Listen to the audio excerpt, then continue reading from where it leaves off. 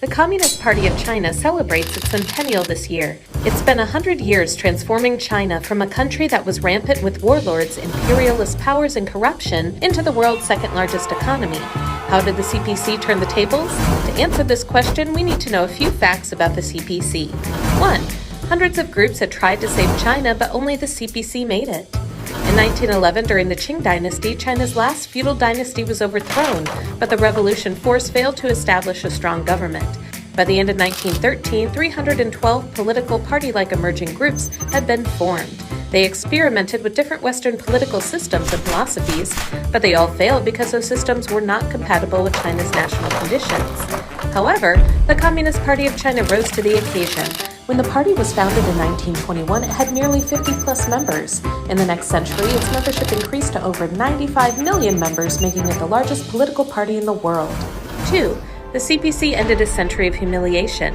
In 1840, the corrupt Qing government lost the Opium War waged by Britain, leading to massive imports of opium into China. In the next 100 years, almost all the imperialist countries invaded China. The party fought for 28 years, striving to restore the soul of the country with independence and unity, and to give the people back their dignity. 3. The CPC tackled the unequal distribution of land ownership. Back in 1930, in rural areas of Jiangxi province, the landowners who made up 3.4% of the rural population owned more land than all the rest of the farmers combined. According to statistics, nearly 90% of Chinese people in 1949 were considered rural populations. Therefore, the CPC launched a land reform campaign that championed land to the tiller. By the end of 1952, 46.5% of the country's arable land had been turned over to 300 million Chinese peasants through the reform. 4. The CPC set long-term development goals for China.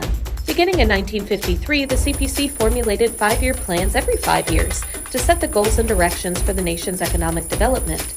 Different waves of governments have worked in relays to ensure the smooth implementation of each 5-year plan. Since the first 5-year plan period to feed 400 million Chinese people, millions of volunteers turned barren wasteland into nearly 100 million new of farmland. Over 2,000 state-run farms are still in operation to this day, filling the granaries for 1/5 of the world's population. The CPC set out to combat illiteracy throughout the first 5-year plan to the 10th 5-year plan. In 1949, when New China was founded, the national illiteracy rate was as high as 80%. In 2020, China's illiteracy rate dropped to 2.67%. By the end of 2020, the operating mileage of China's high-speed railways reached 37,900 kilometers, resulting in a solid number 1 in the world. 5. 93.1% of the Chinese people are satisfied with the central government.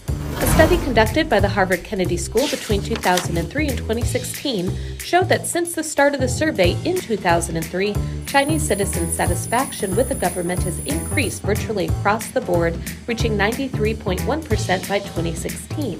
What contributes to the impressive satisfaction level? Here are some hints. 6. China contributes over 70% of global poverty alleviation efforts. The CPC has prioritized poverty alleviation in its governance. By the end of 2020, China had eradicated extreme poverty. 770 million impoverished rural residents in China have been lifted out of poverty.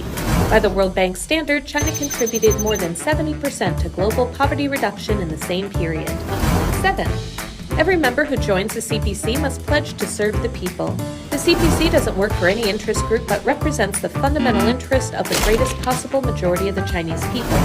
The CPC members are from all walks of life so they can listen to the voices of the masses. Therefore, the CPC has upheld serving the people wholeheartedly as its fundamental purpose.